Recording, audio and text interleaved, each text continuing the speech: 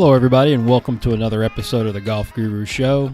I am your host, Jason Sutton, aka The Guru, where it is my job to dissect, deconstruct, and unpack the habits, life lessons, and tactics of high performers in the teaching business, and all other domains in between. On this episode, I talked to my good friend Alan Burton. You can find him on the Twitter at Doc of the Rock. Alan is the Director of Instruction at Lake Hickory Country Club in Hickory, North Carolina. Alan is top 50 in U.S. Kids Master Teacher, Aimpoint Certified, Impact Zone Certified, and TrackMan Certified as well. In this conversation, we discuss a variety of topics, which include his early music career in the Quick Shot Band and their reunion tour coming up, the parallels of music and golf, how he got into the golf business, advice to young coaches, and much, much more. So without further delay, let's get to my conversation with Alan Burton. Enjoy. All right, Alan Burton, how you doing, man? Thanks for coming on the show. Oh, it's my pleasure, buddy. Glad to make it all the way from Hickory, North Carolina tonight, Great to see you. I know we don't get to see each other enough, even though we're as close as we are. Yeah. But thanks for coming through. Oh, it's my honest pleasure, Jason. You know that. I've been stalking you for months to try to make this happen. So thanks for coming down. We've got some good wine, right? Oh, the wine is spectacular. I mean, we got a little Pinot going, a little Dalton Ranch, which will be our sponsor for this evening. Sponsors. Yeah, even though I'm not getting paid by anybody.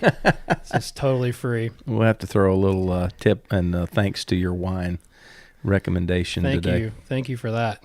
So I want to start, we're going to obviously take the listeners back to the beginning and talk about your career. But I know right now the thing that's happening and, what we're seeing on the internet is the Quick Shot Band is making a comeback. So for those people that don't know, about your music career, and I've actually got a question for you because I know nothing about playing guitar, but I reached out to our good friend Sean Kennedy for a question. Yeah. All right. So tell us how is the reunion tour coming? Give us a little update. Well, the update is it's challenging to get 6 adult humans together in the same location for practice. I think that's our big challenge. It's always been a challenge in the world of making music with multiple individuals, But it's fun. It's something that I kind of stumbled back into this past fall.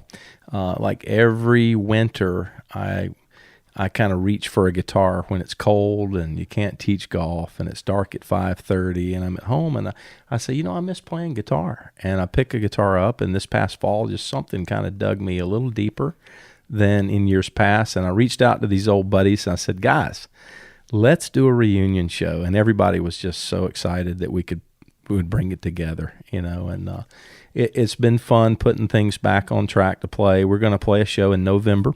It's November the 3rd at the Rock House in Gastonia, North Carolina. There you go. So I hope everyone will come out and enjoy some early 80s rock and roll. It's going to be AC/DC, Bryan Adams, Foreigner, Def Leppard, all the bands from the early 80s that we played. And it's been 37 years since this group of guys has made music together. Wow. And we picked it up right where we left off with our first practice. It was pretty fun. That is so cool. So my first question is, what do you think is more difficult to learn, playing guitar or learning to play golf? Wow. Great question. They're both similar, and it's sad to see what's happening in the music world right now as I've tried to get back into playing myself, and I've gone on the search of buying equipment and deciding what guitars I want to play and what amplifiers I'm going to use to create my sound and express myself with music. I'm finding that guitar is not an instrument of choice today. It's not that prominent in popular music. Right. And it's a skill that it deters a lot of players because it's difficult to get over the learning curve. Very similar to golf. Yeah. And it really parallels golf because it's time consuming to learn to play. And there's no Eddie Van Halen in the world of music that would inspire people to go to the music store and buy a guitar right now. Why do you think that is? Why has things changed? I mean, I know the digital age has changed a ton. I don't know how these guys even make money now. Right. Because everybody can download stuff for free. Right. How are the musicians making money? Well, that's a good question, and honestly, I'm not doing this myself to make money, so I haven't really explored that. We're doing it for fun. We made a living at one point when we were much younger, but the living we made when we were 19 to 23, it didn't take a lot to keep you alive, so you weren't making a lot of money to stay alive then. But, I think with music today, there are obviously artists that tour and play. I just went to a concert in Charlotte a couple nights ago, 4th of July. Foreigner. Right? Yeah, Whitesnake, Foreigner, Jason Bonham, great rock show. Place was packed. People really enjoyed it. But, if you're not at that level, you're probably just playing music in your basement and enjoying it and making sounds with your buddies, and you're not going to go out and make any money. Pretty sad, really, but it's fun. So Sean wants to know, besides Marshall, what is your favorite amplifier for a guitar? Is it Splon? It is currently a Splon. There you go. Yeah, Scott Splon is a friend of mine, makes an amazing guitar amplifier, and it's basically a Marshall type sound that's been modified and embellished and made more versatile. So it's an incredible guitar amp. Second to that would be a Mesa Boogie, which is a California amplifier company. But Marshall's still a great sound as well. Yeah. So take us back to your childhood. I mean, how did you get into that? Like what kind of a kid were you? Did you always have a curiosity to kind of learn new things? Because that's obviously a trait of what we see in great teachers and coaches. Mm-hmm. You think that's what led you to music? A certain part of it was a curiosity. It's kind of strange, but when you're 15 years old and you're playing competitive junior golf and you're reasonably accomplished, as I won some tournaments. I won second place in a tournament down in Myrtle Beach, the George Holiday Memorial. I was a successful junior golfer, big tournament. Finished second place when I was 14 there. So I was a good golfer, but in that age group, your peers aren't impressed by your skills as a golfer. It's kind of a strange, in the 70s, it was a strange thing. Well, the chicks didn't dig it. Chicks didn't dig it as the bottom line. And so I had a buddy in high school that was part of this band. And he said, hey, our band's practicing tonight in our basement. Why don't you come over and check this out? So I go over to his house, and in this basement were all these amplifiers and speakers and drums and girls. And I said, wait a minute. The girls really dig this music stuff, right? So he's like, yeah, they kind of do. And it was a time in my life where wearing a penguin on your sweater with plaid pants didn't get a date, but slinging a guitar over your shoulder, you got their attention. So that was kind of the distraction, So that's when you got into it? That's when I got in. I was about 15. I started messing around with guitars. So how did you learn? Did you have a coach, or did you take some lessons? I wasn't smart enough to get assisted, to be honest with you. All my friends were taking guitar lessons, and I was stealing from them. I said, what did you learn at your lesson today that I can learn from you? Sounds like golf, doesn't it? It sounds like golf. And I was sitting in my bedroom. I had a record player, and I was scratching up my album collection, trying to listen to the guitar parts and just pick them out by ear. And it just took time, and I could hear my friends outside playing ball or, hey, Burton, come out, man. We got a big basketball game or a big football game. We need you. And I'm in my bedroom trying to learn how to play a Kiss song, And it was just, I'm going to do this until I figure it out. Yeah, the curiosity. It was curiosity. It kept driving me till I could do it. So take us through that time in your life. So you started. Did you go to school? I mean, tell us how you kind of got through those times, and then we'll get you into the golf business. Yeah. Well, the thing about golf was, I had kind of lost a little interest in playing golf because music just captured my curiosity and attention. And I had an opportunity to maybe play some college golf. A friend of mine, Larry Penley, still the head coach at Clemson, had expressed interest in me coming to Clemson and playing golf. And I said, man, I think I'm gonna do this music thing. And it was kind of a shock to my parents, but I wanted to be a rock star. And I put the clubs away. I actually sold my golf clubs that I'd used to play competitive junior golf all the way through high school. Sold them, started spending money on guitars and amps, and left golf completely alone for about 5 years. And in my mid-20s, I was playing in a band. We were playing all over the Southeast, and we played in Myrtle Beach a lot. And I found myself bored in the middle of the day because the music thing was at night. And I said, I love golf. I want to play some golf. So I got my golf clubs back, and I got some skills back, and I started playing recreational golf in my mid-20s. And it was just something fun to do during the day when the band was sleeping, and right. I was out playing golf, hustling people on the golf course. I'd show up in a pair of red Converse high tops and try to get a game and play for $50 and make a few dollars and have some fun. But got back into golf in my mid-20s and started playing amateur events again at that point. And found out I wasn't as good as when I was a kid. And the curiosity got me again. It's like, why was I good at 14 or 15 years old, and why was I not so good now? And I was going to figure this golf thing out. So I started becoming curious as a golfer. Yeah. And eventually, I had more expertise in the retail world. When I got out of playing music professionally, I started to work in a music store and became really proficient as a salesperson in a music store. It was called Reliable Music in the Charlotte area, a really large retail store.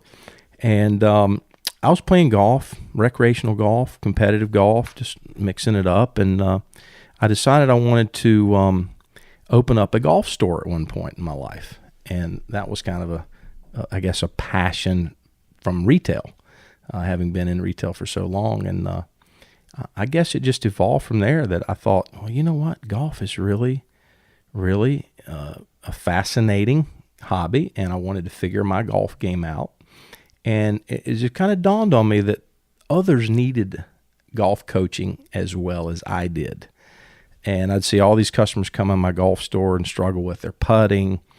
One particular series of exchanges over 3 weeks, it seems like everybody came in complaining that they couldn't putt. I said, hey, well, you probably need me to take a look at what's going on, and maybe you need a new putter, see what's going on. And it was ironic that the majority of people couldn't aim their putter at all. And I was watching people and wondering why they can't putt. Well, they're pointing their putter like 1.5 feet to the right of the hole from 5 feet away. I said, no, this is a straight putt. There's no break on this concrete floor in my store. Why are you aiming a foot away? How they didn't know, right? No, exactly. It's like what they didn't know. So, I kind of started thinking maybe I can help people with their golf. And that evolved into an opportunity, and it just kind of blossomed from there. So tell us about that. So what was your first teaching gig, or tell us about, because we always sort of remember our first lesson. Oh yeah. As bad as it probably was. I know mine was. Take us through that process. Well, there was a local golf course close to the retail golf shop that I owned, called Charles T. Myers Golf Course. And there was a gentleman by the name of Paul Killow who was the head golf professional there. And Paul was running junior clinics on Saturday mornings at the golf course. And his son, Russell Killow, was part of that clinic group. Russell might have been 10 or 11 years old at this time. He turned out to be a pretty good little amateur golfer. He was a prodigy for a minute. He was. Yeah. And Russell was just a little kid. And I remember coaching Russell in those clinics. And I just showed up and said to Mr. Killow, hey, I'd love to volunteer and help you with the junior program over here. He said, sure, come on. We do it Saturday mornings at 10 o'clock. You're more than welcome to come. And I did that for about 6 or 7 weeks with Paul. And one Saturday he shows up and he says, hey, I got a laryngitis. Would you do the clinic by yourself? And I said, oh, sure. Yeah, I'd be glad to. So I did the clinic by myself, and he kind of stood off in the distance and watched, and he came over after the clinic and said, man, that was amazing. You really did a great job. And I said, well, what happened to your voice? He said, I didn't have laryngitis. I just wanted to kind of trick you to see if you would do the clinic by yourself. Oh, that's great. He's kind of crazy. And I said, well, sure, yeah, I'd be glad to do it. And he said, listen, as far as I'm concerned, you can do this every Saturday. I got too much to do in the shop. I don't have time to teach. You're better at it than me. Why don't you just have at it? I said, wow, that's crazy. And within weeks, he had told me, hey, we got adults asking if you teach adult lessons. And I said, really? I've never thought about that. He said, as far as I'm concerned, if you want to teach full-time out here, teach whoever you want to. And I said, you're kidding. He said, yeah, by all means. So it just kind of evolved. It was something that I was enjoying. Apparently, I was decent at it. And next thing I know, I had a full book of lessons. So the golf shop was starting to look like a bad investment, and teaching was just so much more interesting to me. So then you sort of transitioned into that full time, and so what happened after that? Well, I transitioned by selling off the retail, the inventory in the store. It's tough to make money on that. It's on really product tough. anyways, isn't it? Yeah, I had $100,000 invested in a small retail golf shop.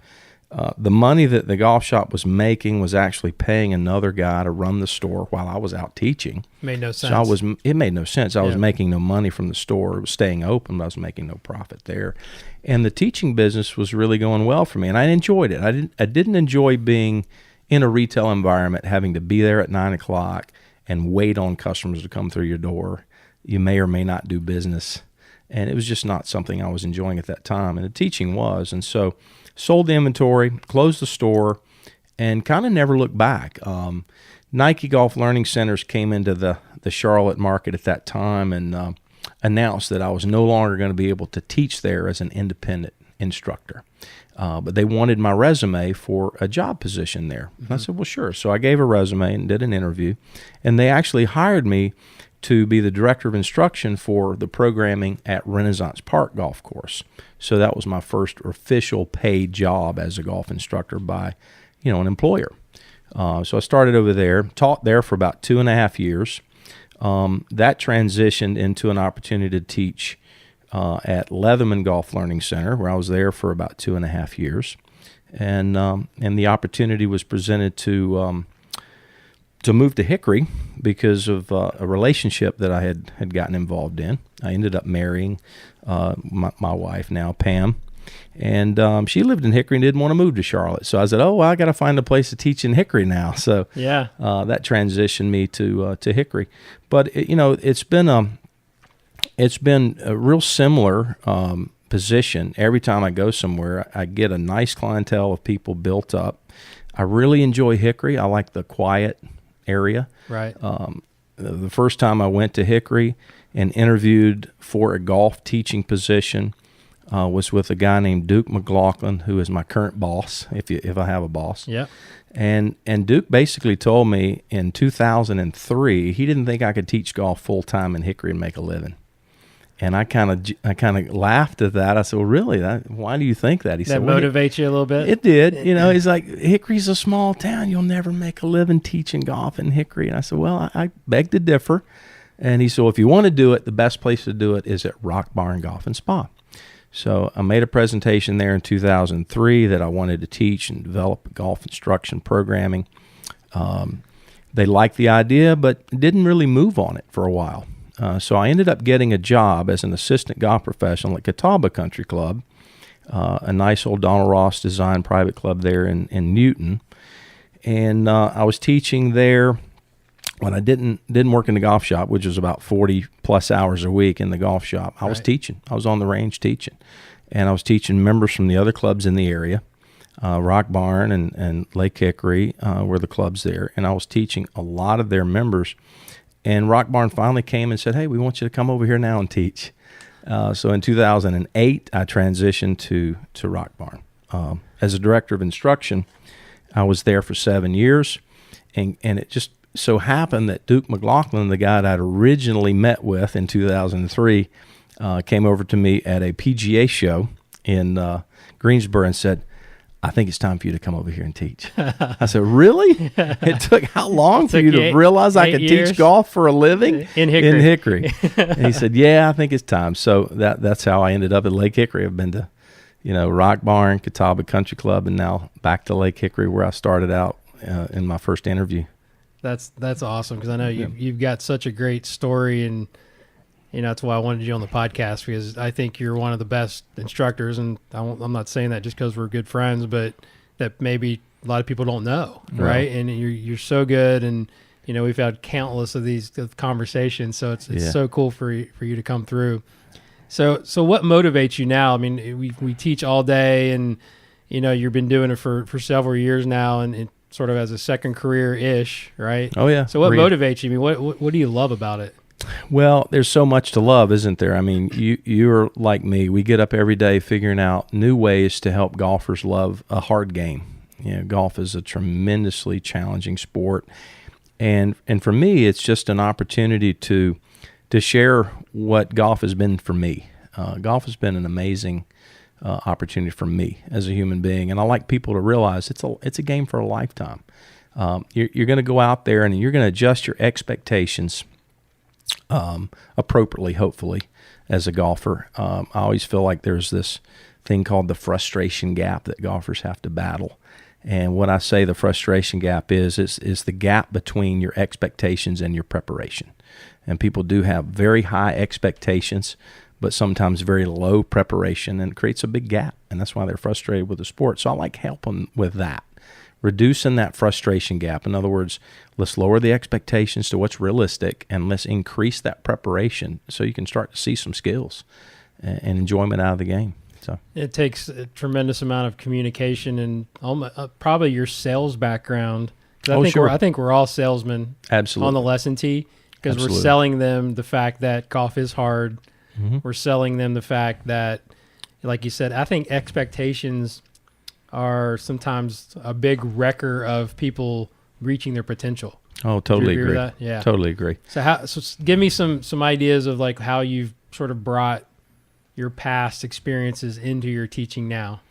Well, it's always, with each individual, it's different, because I think what we're dealing with every day are individuals. We're not taking a canned message and just dispensing that across, our student base. And so, for instance, I had a young talented player come to me many years ago, a 15-year-old player, very accomplished junior golfer, but he complained of not making a lot of putts. And our conversation in the first lesson was very simply, I don't make anything from 10 feet. I said, well, what do you mean by that? You don't make anything from 10 feet. All right, let's say you had a great day on your ball striking and you hit the ball into a 10-foot range 10 times that day in 18 holes. You had 10 opportunities to make a 10-foot putt for birdie. How many do you make? How many are you supposed to make? He said 8 out of 10. And this is a 15-year-old kid, right? I'm saying, wow, 8 out of 10. If you could do that, you'd be leading the PGA Tour. By a mile. By double the average. Yeah. And it's just because he didn't know what the averages were. He didn't have any fair comparison for himself. And I said, and so you think you're supposed to be better than a PGA Tour player? Is that a proper expectation for you to have? And I said, let me ask you this. How much time do you spend practicing with putting? And he said, man, I practice 2 hours every week for putting. I said, 2 hours? Putting every week, 2 hours? I said, well, do you know what the average PGA Tour player spends on the green putting? He says, no, I don't know. I said, a lot more than 2 hours. Between 6 and 12 is probably what I would think. And I've heard Jason Day says 20 hours some weeks on putting. Yeah. And it's just, okay, well, are you supposed to be as good as them? No, of course not. You're not spending the time they are. So it's beginning that conversation, and it's setting those expectations that are more realistic. Okay, we want to improve, but we need to know what good is. Yeah. And we're big stats guys. I know we talk about this all the time, and we're involved with Aim Point.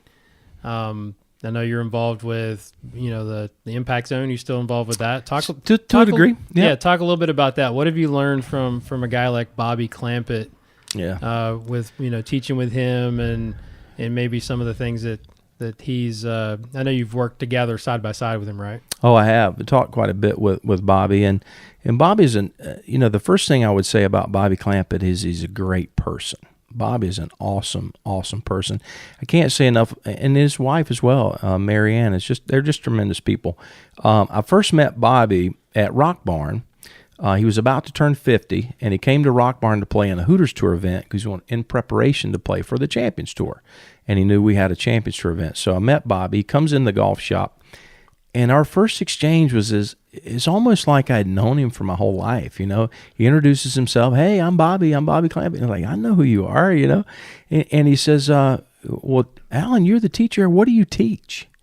In my first conversation with Bobby, I said, Bobby, I teach golfers how to make better impact. And I'd never heard of Bobby's book. I'd never heard of his philosophies. Never. He looked at me, his eyes bugged out of his head. He said, really? Impact, huh? I know he loved that. He's like, have you read my book? I said, Bobby, I didn't know you had a book. It's like, what? You've been living under a rock? And I said, I guess so. And I knew Bobby had a golfing machine background and some of that, and I knew Bobby was an accomplished young player. Had tremendous success as a college player, an amateur golfer, won the California Amateur Championship, I think 2 or 3 times. So I knew some of that, but, it started a long relationship. And he said, well, listen, I got this book. I want you to read it. I want you to take an exam from the book, and I can certify you in impact zone teaching. I thought, well, that's fascinating. I'll learn something from this, right? Sure. So I read the book, took his exam. I think I got 100 on his exam. He said, the first time anybody ever gotten 100 on my test. I said, You're well, hired. That was good. You're hired. He said, would you like to teach with me? Sure. So Bobby took me to Carmel. We went to Orlando. We taught some of the first impact zone schools together. And I learned a lot from Bobby. Bobby is a very organized professional. He's a promoter. He really is tireless in what he tries to do in communicating his message.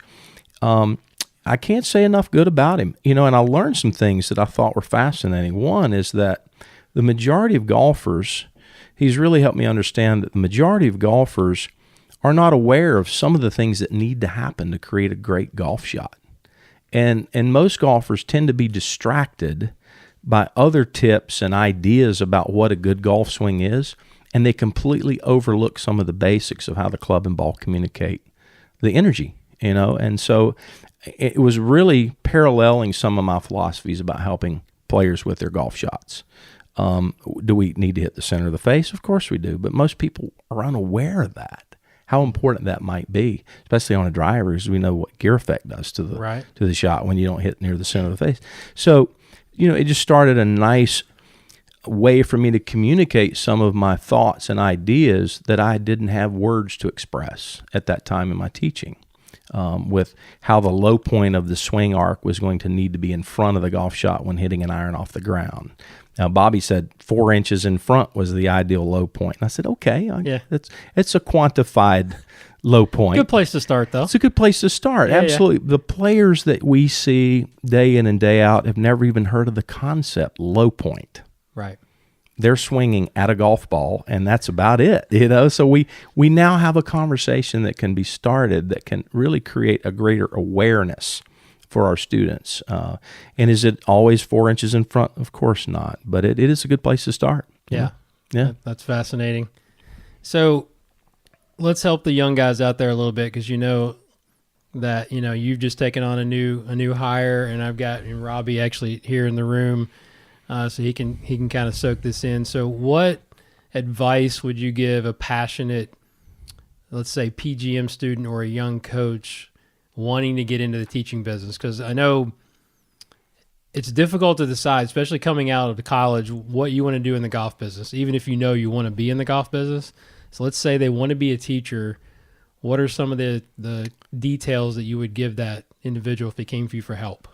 Well, I would first of all say the more good teachers you can see teach, the better you're going to be at communicating your message when it comes time to teach a lesson. And you have to teach a lot as well. I mean, there's no shortcut to experience.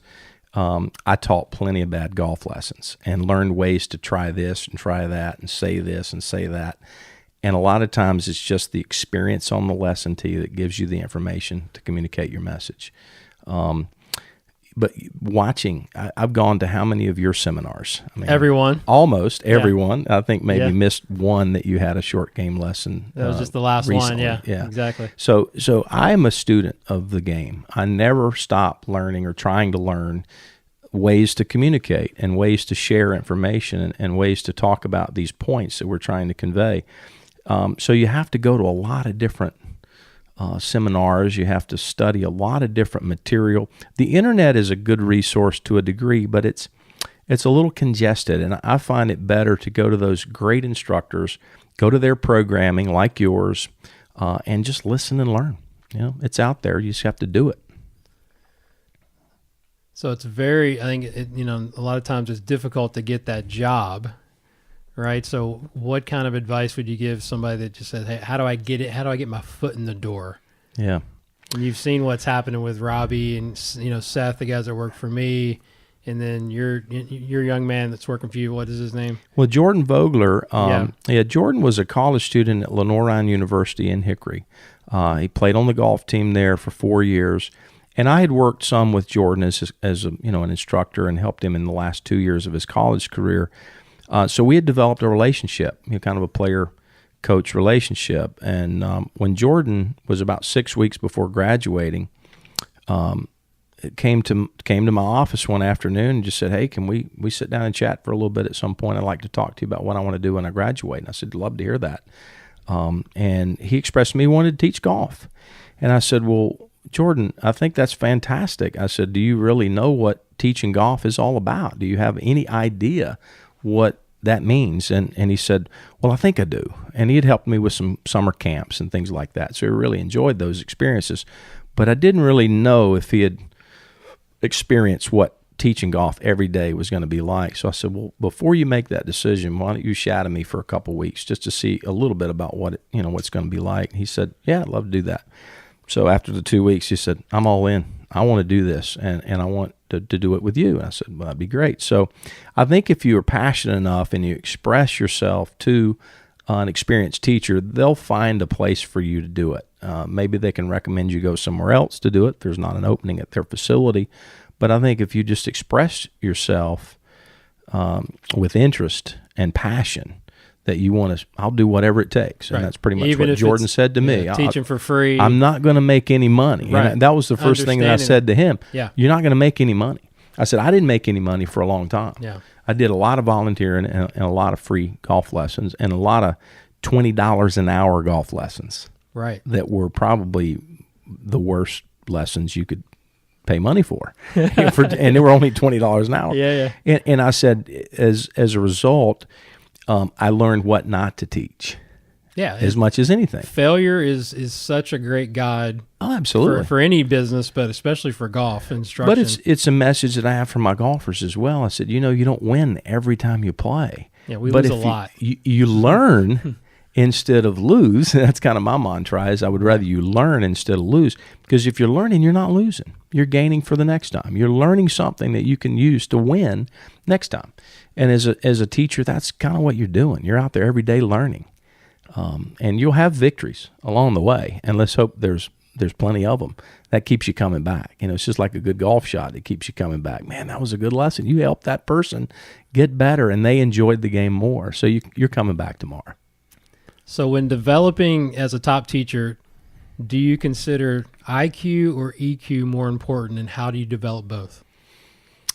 Well, I'm assuming you're referring to IQ as being how smart you are about the golf right. So swing. So think about it as like IQ is like the information, right? Mm-hmm. We could read it in a book, we could watch videos, we could get certifications, and then the EQ would be more of the how to develop a player, coaching, the bedside manner, body language, the other stuff. It is probably more important to have the EQ, I think, to be honest with you. My career has been with a little bit of IQ and a whole lot of EQ. Yeah, well, that's why I asked you the question, because I think you're one of the best at the EQ, because you're such it comes from your heart, and you know that when you first meet you in person, and I can just imagine being your student. So I think that sort of draws you in to say, hey, this guy really cares about me. Oh, yeah. Then you impart the IQ. Yeah, and I think your student wants to know, and I've heard this saying before, and I'm not sure who made this quote, but they don't care how much you know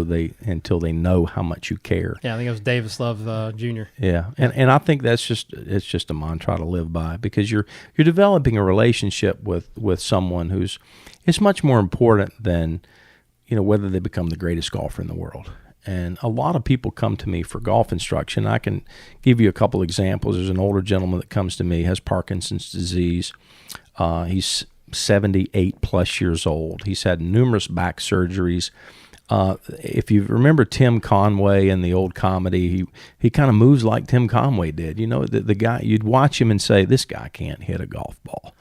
And this guy is the most determined individual I've ever met. And he's on the lesson tee with a great attitude every time he comes for a lesson, and he just can't get enough. I'm going to get better. This is the year I'm going to play my best golf. And his club head speed is 50 miles an hour with his driver. So how far does this guy hit his golf ball? 110 yards if he really hits a good one. Yeah. So we know what we're dealing with, and you just have to marvel at this guy's motivation. And so if he can do it, so can I. I can get excited about it too.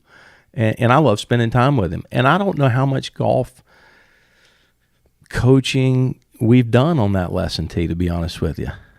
But we're having a great time every time he's there with me, and he can't wait to come back. Yeah, and that's part of our job. I mean, I think, and I try to get that point across to my staff is there's different successful golf lessons have different looks and feels to them. Absolutely. It's not always what we think it should be, and if it is, a lot of times that's too much about us. That's not exactly about right. the student. Exactly right. Right. It's more for them, and you're giving that student what they're there for. Being experienced in sales, I was always really aware that individual that came into my retail store came there for a reason. And I would tell my staff every time we had a sales meeting, I said, are you aware of the reason your customer came to you? It's your job as a salesperson to discover what their interests are. What's their goal? What are they here for? Yeah. They didn't fall out of their car in a drunken stupor and just end up in this music store or in this golf shop. They came here with need or a reason. And I said, a good salesperson figures out what that is, and then they exceed that person's expectations in such a way that a sale might take place. You don't know until you get in there and ask.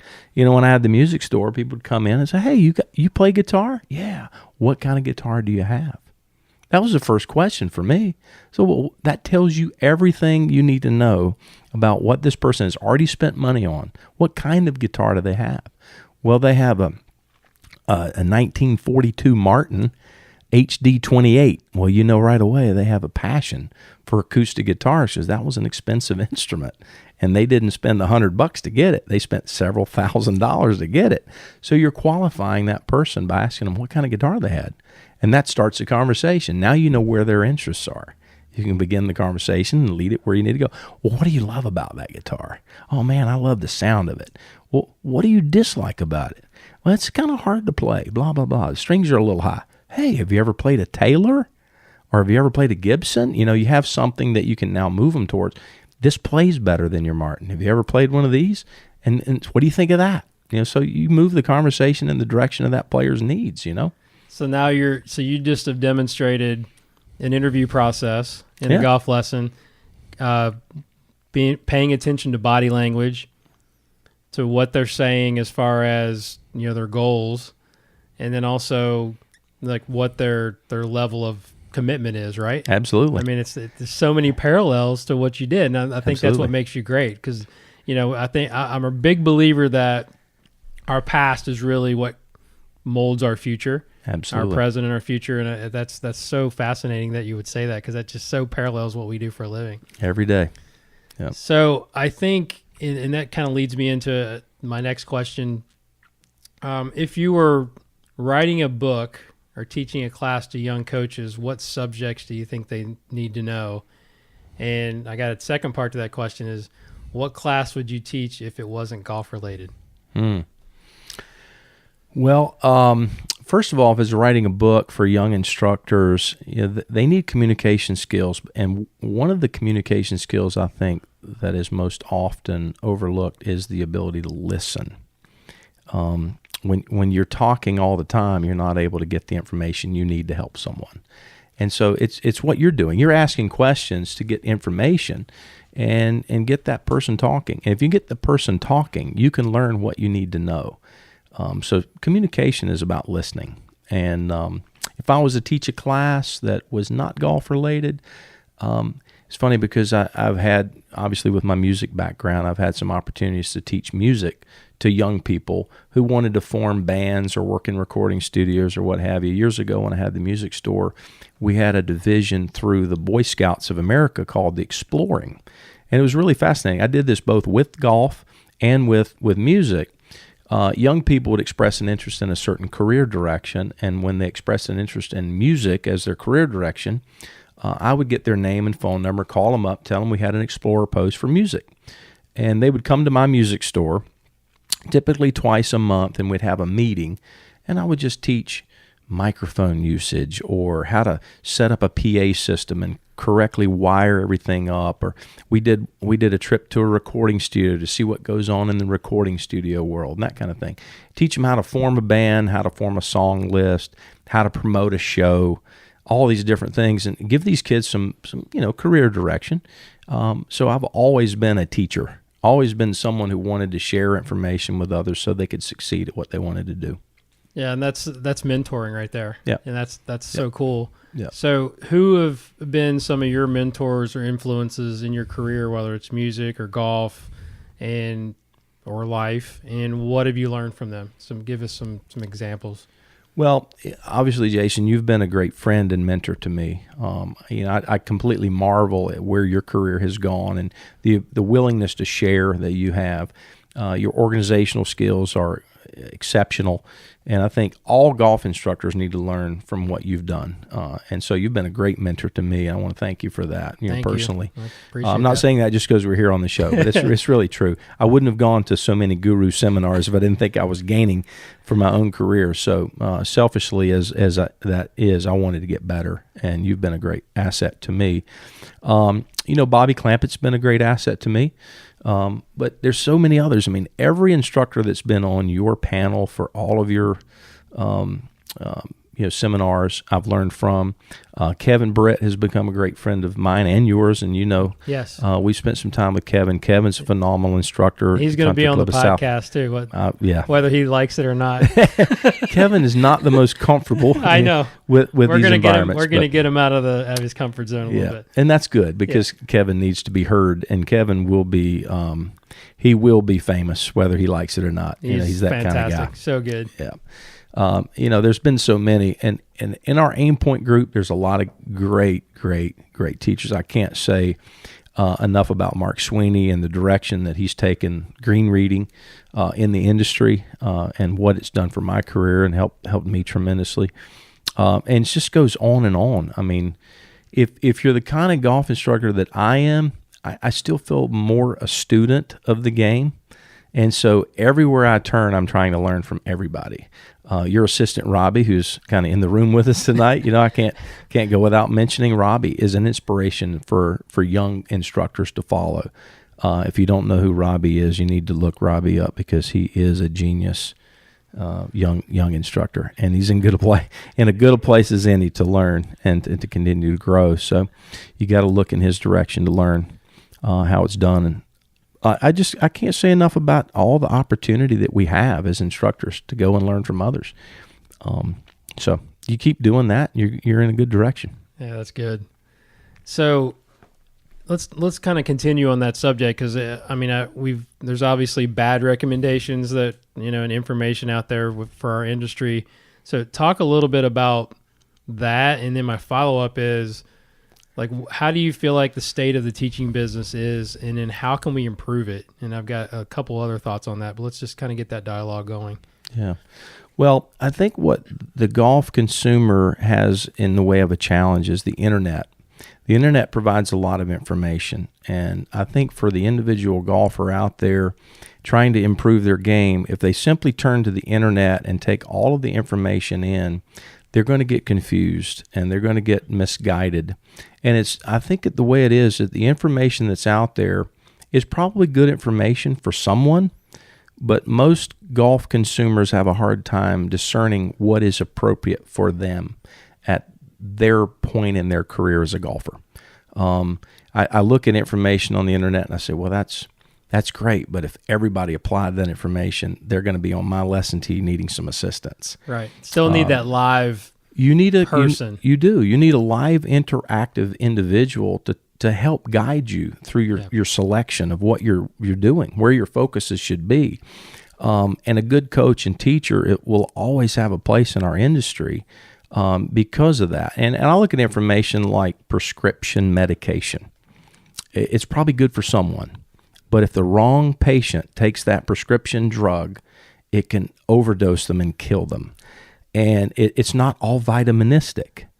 And Golf Digest puts information out that's great. The internet, you can get video on any topic you want from any instructor you want just about. But is it for you? And that's where that personal coach is going to change your game because they know what's right for you. when they develop a relationship with you. They know how to help you improve. So can't say enough about that. So follow up to that is, a big discussion lately, and it's been on my podcast. Me and Robbie have talked about this as a Guru Friday discussion, is your thoughts on presenting accurate information, like anatomically, right? So the student, you have, the terms that we're using now, like flexion, extension, radial, ulnar deviation. Mm-hmm. How much of that do you use in your teaching, and how do you think that should be presented to a student, as opposed to like giving them, I guess, inaccurate, representation of what's happening? Well, I think it's important to educate people. That's our job. We're coaches. We want to educate our students and raise their golf IQ. That's what they're paying us to do, to help them with their game. And I think a part of that is realizing that not every student on your lesson tee needs the proper medical term, but they probably aren't going to be harmed by giving that information. And if it takes them a while to get it, that's okay. It took me a while to get what I'm doing. It took me a while to understand ball flight, and I continued to study it until I did, and I think that's important. So when I'm dealing with someone, I'll use the terminology and I'll explain what it means, and go. I'll show them exactly what we're talking about. So you're modeling, and you're giving them the term, and so they can connect the two, right? Absolutely. And you have to do that. You're not just giving them the jargon, the verbiage. Right. You're attaching it with a movement, and you're showing them, if you do your wrist this way, this is called ulnar deviation. If you do your wrist this way, this is called extension. And they're going to get it eventually, and you're telling them what they need more of, and you're showing them and having them feel it at the same time. Then you're attaching all the information through every medium that you possibly can. You're showing them, you're having them feel it, and you're giving the verbiage that goes along with it. And so one of those three things are going to stick. And you're going to find out sometimes it's the verbiage that sticks, but most often it's the feel, right, and it's the look. What does it look like, and what does it feel like when you do this? So I know you use metaphors in your teaching. So what are some of your favorite metaphors to associate with those terms that we're discussing? If you're talking about wrist motion, sometimes usually it's wrist motion. Yeah, sometimes it's would you want to turn a screw this way or turn a screw that way? I mean, screwdriver, you're using a screwdriver. How would you use a hammer? What are you doing with your wrist when you hammer? What are you doing when you cock? I mean, those are some basic ideas, but it depends on who you're dealing with. But you want to give them the feel and the look that will give them coordination, control of the club face, and the club's sweet spot, movement. But every golfer's going to need to have that golf IQ increased if they're on your lesson tee. Yeah. That's why they're there. Well, and going back to your point of they're all on the internet. So they're hearing us do videos talking about these different terminologies. So we may as well, on the front lines, give them the correct terminology to go with that feeling and that movement. Absolutely. We're the educators, and it's up to us to give quality and accurate and correct information as it is. And those terms are there for a reason. Those terms aren't going to change. Ben Hogan gave the pronation and supination terms in his book. Yeah, a long time ago. And it went over the heads of a lot of readers, and certainly, over time, people predominantly know what that means now. Yeah. It started somewhere. 100%. So describe a failure or an apparent failure that has set you up for later success. And do you have a favorite failure you can share with us? Oh, wow. Tough question. Favorite failure.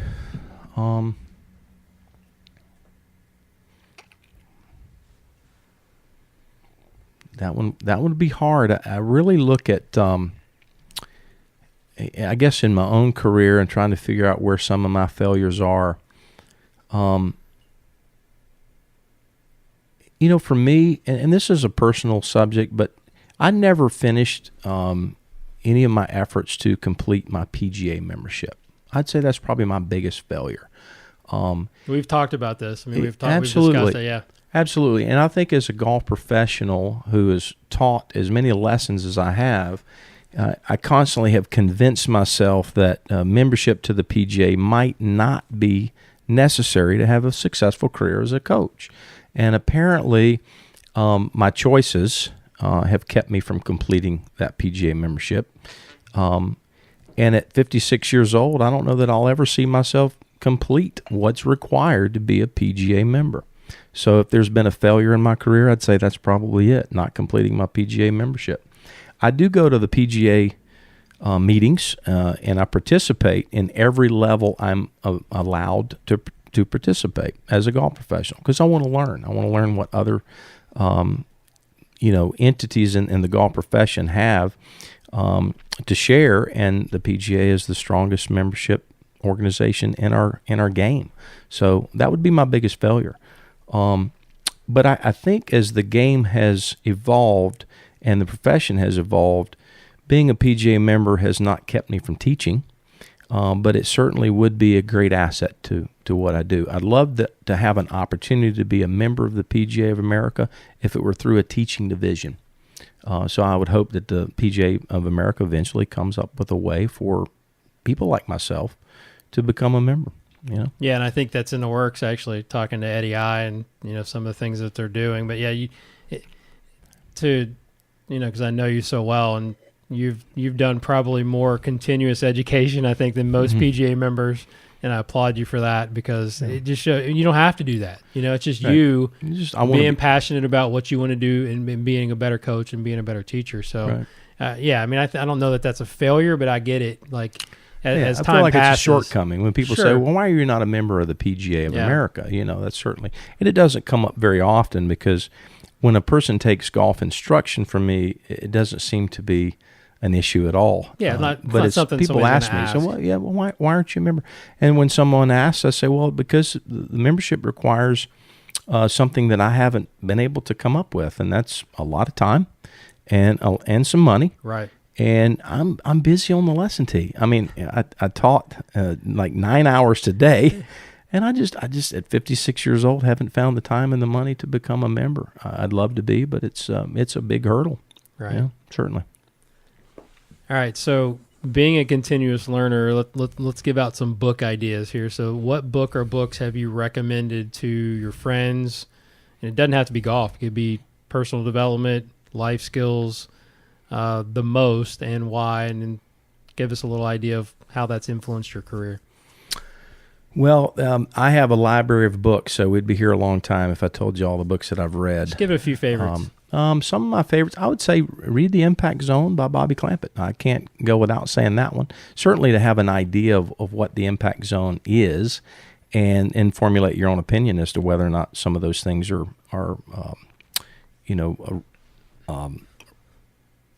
relevant or not, and that's what we're trying to understand.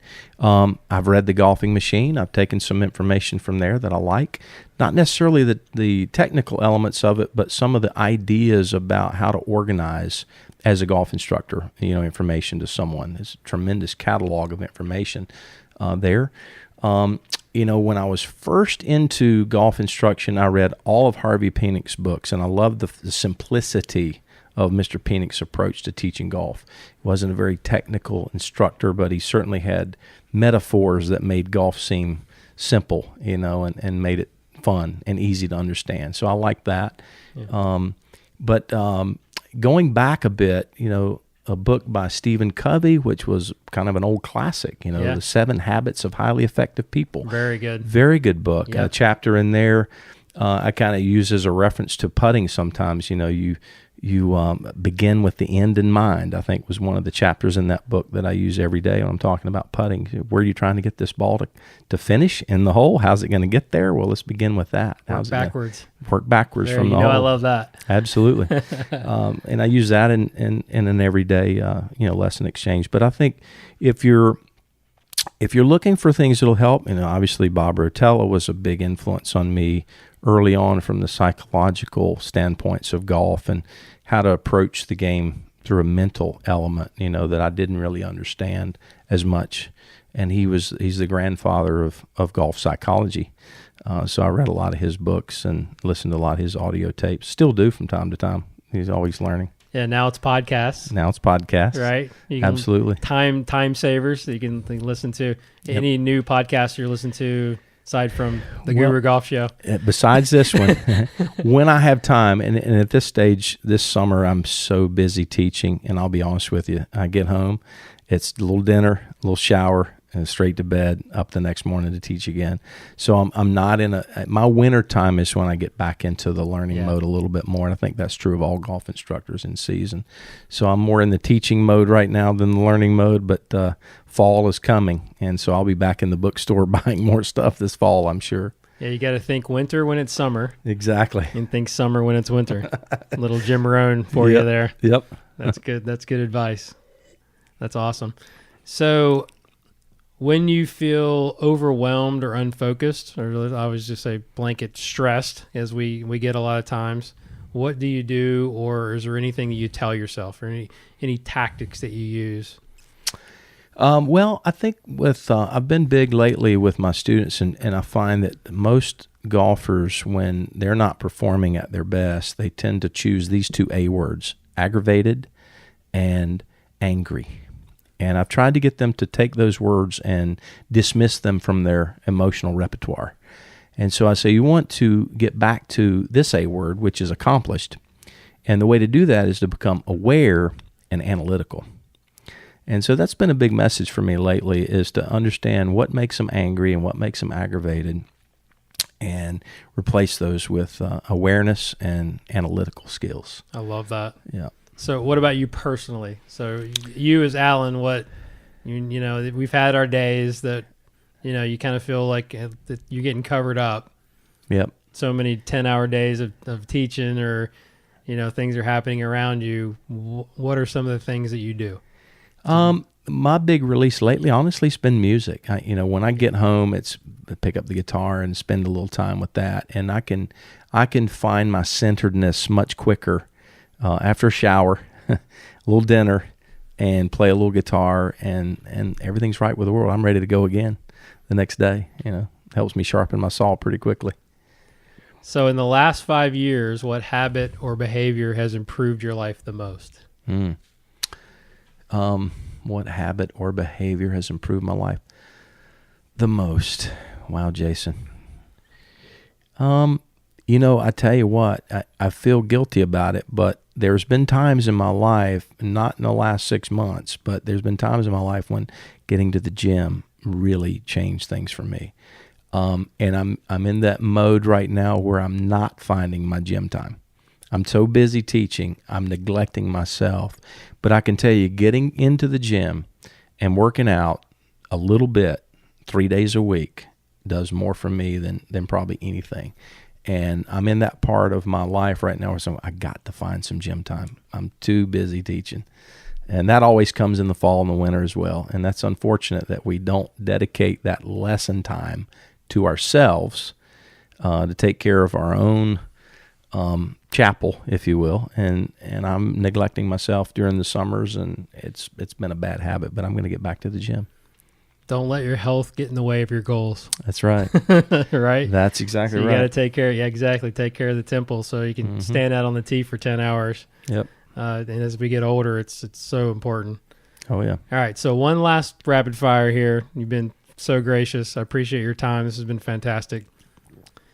If you had to get one message to the world via the internet or a metaphorical billboard, what would it be and why? Well, a lot of things come to mind, but I would say knowing that you can accomplish what you want to accomplish if you decide what that is. You have what it takes, but it's going to take all you've got. That would be my message to the world. You have what it takes. I had a lot of people tell me I couldn't teach golf full-time in Charlotte or in Hickory, and I didn't believe that. I said, well, I'll show them. And I make a career out of teaching golf in a very small market. And I just think that people have to decide what they want to accomplish and go for it. So you have what it takes, but it's going to take all you got. Dude, you're the best. That's awesome. That is so good. It's a great way to close. So let the listeners know how they can reach out to you and say thank you. Give us your social media handles and platforms. Well, I'm on Twitter. It's Doc of the Rock. at Dock of the Rock. And I'm on Facebook, Alan Burton, Allen Burton, Burton. And you can go to my website, which is alanburtongolf.com. Just give me a shout out. We'd love to hear from anybody that we can help in this game. Thanks so much for coming on, man. Hey, You're pleasure. The best. Pleasure being here. Thank you so much for having me, Guru. You got it. See ya. What's up, everyone? Guru back here again with a couple of things before you go. First of all, big thank you to my friend Alan Burton. Such a great teacher and a better individual. Thank you so much, Alan, for coming on the show and sharing your story. Please reach out to Alan on Twitter or Instagram at Dock of the Rock and say thank you. Give me or tweet me your biggest takeaway from my conversation with Alan.